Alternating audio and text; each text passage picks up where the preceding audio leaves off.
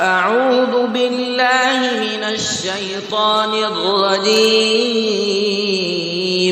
بسم الله الرحمن الرحيم. وإذ قال إبراهيم رب اجعل هذا البلد آمنا واجنبني وبني أن نعبد الأصنام رب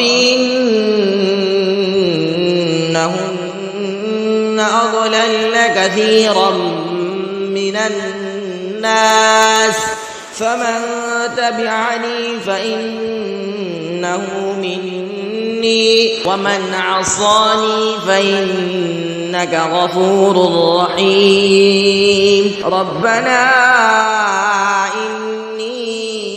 أسكنت من ذريتي بواد غير ذي زرع عند بيتك المحرم ربنا ليقيموا الصلاة فاجعل أفئدة من الناس تهوي إليهم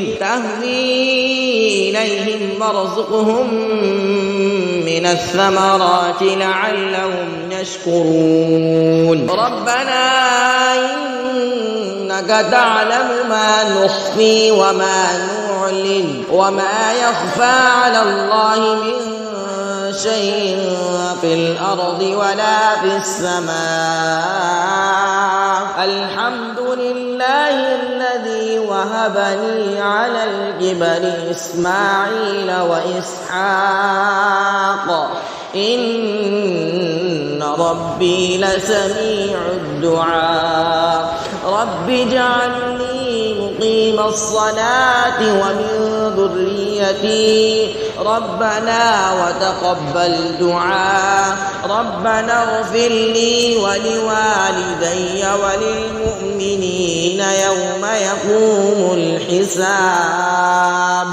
ولا تحسبن الله غافلا عما يعمل الظالمون إنما يؤخرهم ليوم تشخص فيه الأبصار مهطعين مقنعي رؤوسهم لا يرتد إليهم طرفهم وأفئدتهم هواء